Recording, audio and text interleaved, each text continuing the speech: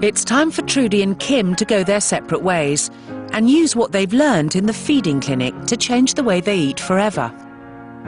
During my time here, I've come to realise that, you know, I'm using food as an emotional crutch instead of actually confronting the things that are actually causing me to turn to the food. I think with this swap I've done really well. I'm really proud of myself and I know that I'm going to be able to keep it up. Last series we highlighted a wide range of food issues from fussy eaters to overeaters, and in response an overwhelming number of people got in touch with us looking for help. Among them were Rachel, Rebecca, Elaine and Fiona. They all suffer from anorexia. Eating disorders, and in particular anorexia nervosa, affects over 60,000 people in this country.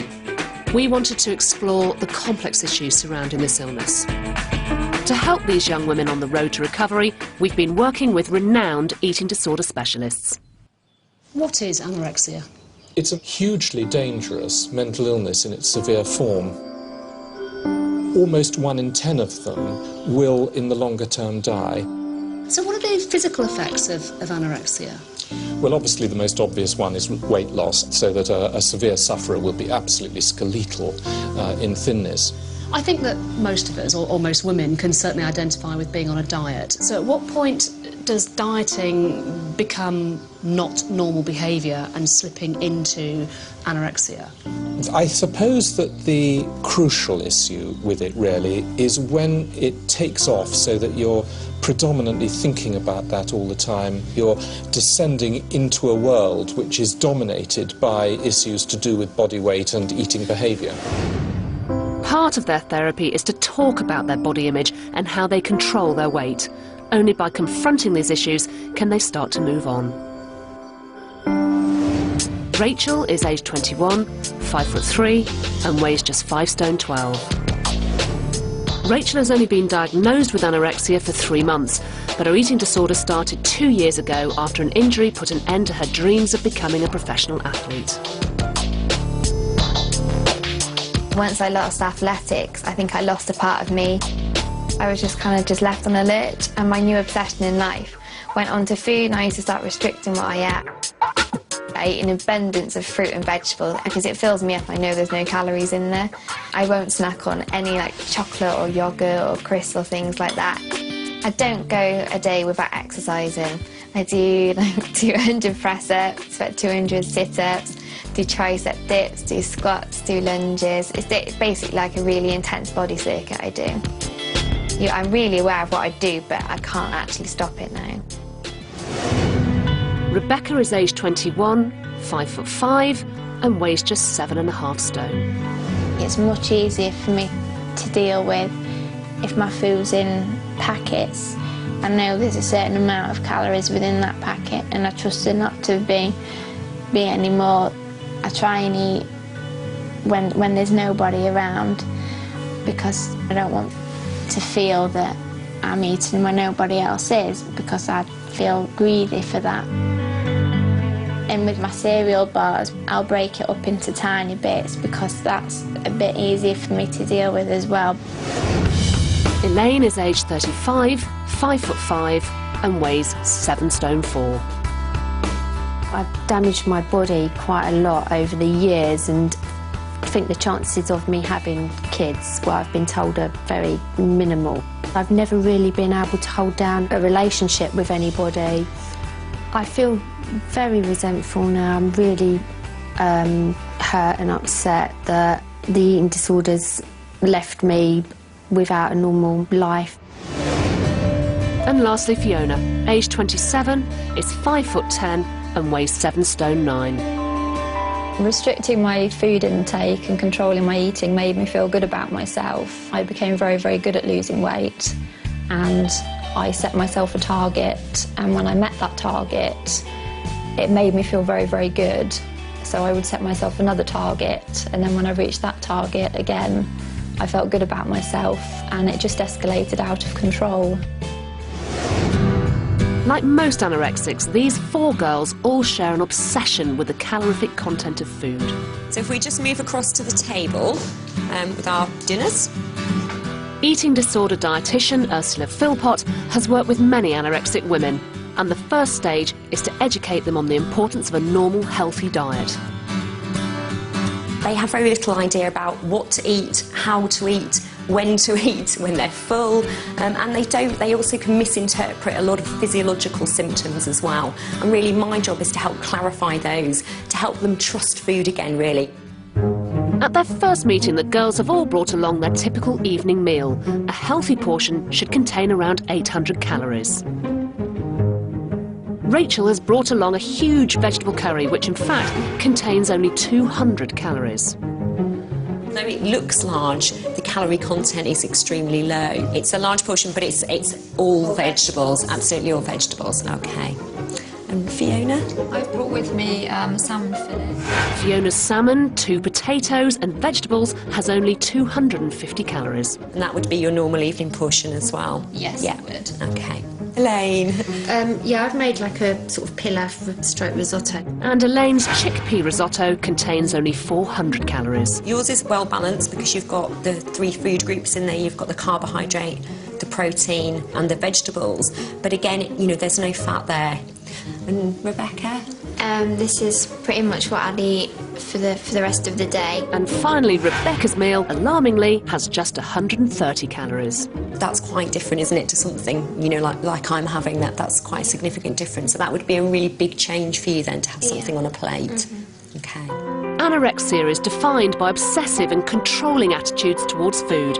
Common ritualistic behaviours to look out for include eating the same foods on certain days of the week, cutting food an exact number of times, and eating food off a plate in a specific order. I generally have to have my protein on the right-hand side and my carbohydrates Put it on the left. I don't know why. It's just, that's what I do. Is that normal? Seeing the different portion sizes of food made me realise how almost pathetic mine was. I think the bigger challenges for me are when I'm going to be eating foods that I don't normally eat. For me, to have the support from everybody else in the group will be beneficial and will spur me on to really make a difference this time. I found today really useful just to gain an insight to other people's eating disorders and to know that I can get cured. In 2 weeks' time, we'll catch up with the girls on a shopping trip where we'll find out how body dysmorphia, Gosh, I really don't like looking at that. and obsessive food habits blight their lives. And they face their first challenge to eat a full fat cheese sandwich. My heart's going boom, boom, boom, boom.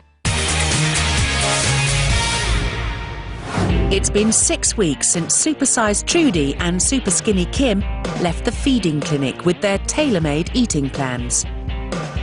Kim's is designed to help her gain about £1 a week. She's increased her daily calorie intake from a paltry 1,000 to 2,900. She's more than doubling her carbohydrate intake to provide essential energy for her running. And she's introduced more protein-rich foods to encourage muscle repair. And with a good solid breakfast to start off every day, she's no longer running on empty. Meanwhile, Trudy is cutting her current 3,000 calories a day to 1,900. She's waved goodbye to takeaway lunches and replaced them with home-cooked healthy meals, which she can take to work with her. Now she's learned that she can survive on much less food, she's also slashing her portion sizes. And she's getting off the sofa to walk her dogs. Still to come, it's the moment of truth as Supersize and Superskinny meet up for their final weigh-in.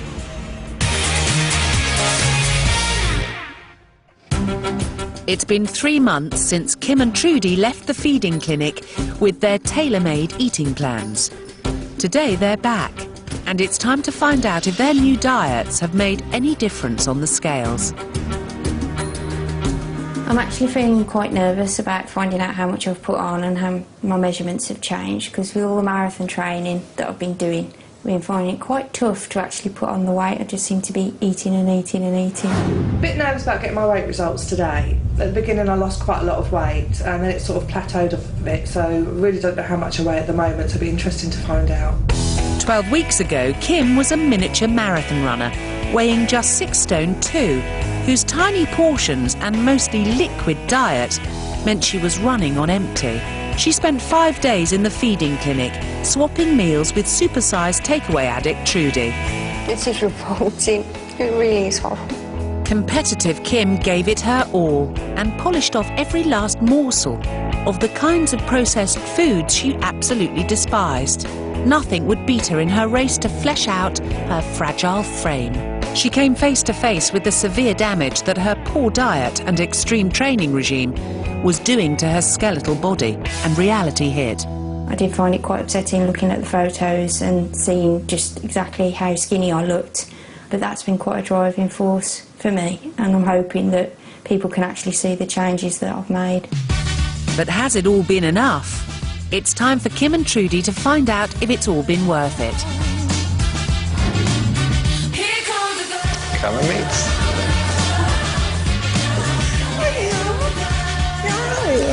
You're amazing.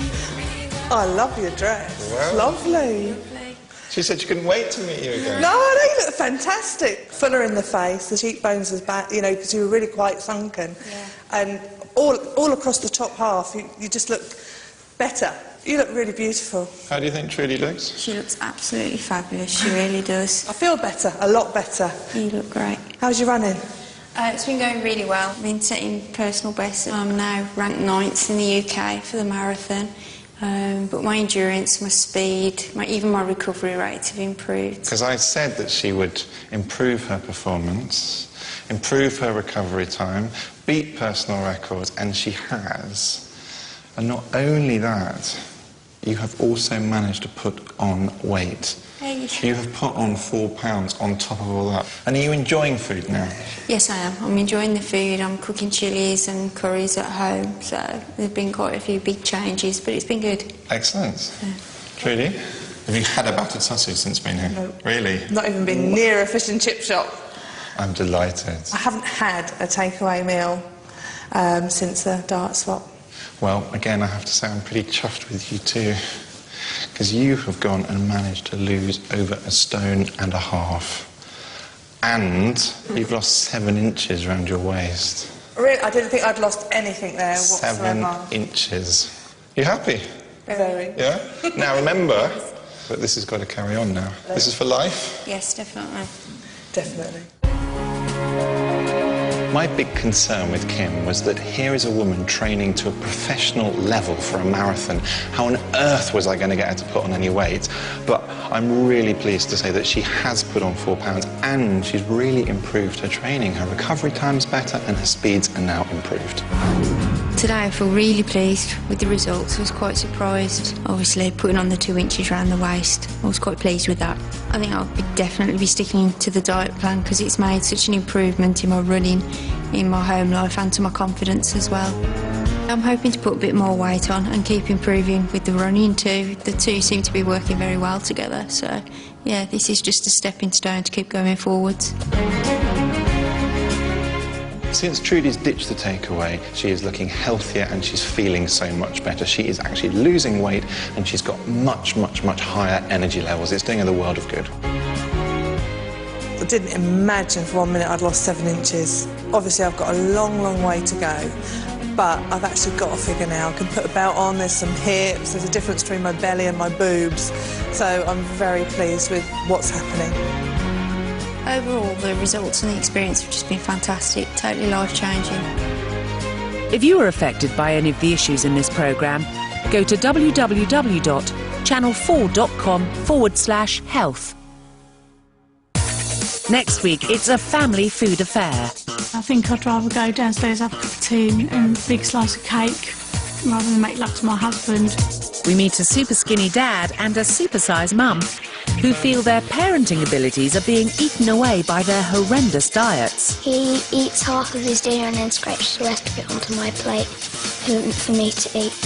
And the Tinseltown Tubbies. Anna tracks down where all the overweight people have gone to in the land of the skinny mini. They're all kept behind that door. Follow me. Fat Boot Camp. I can't actually walk, look.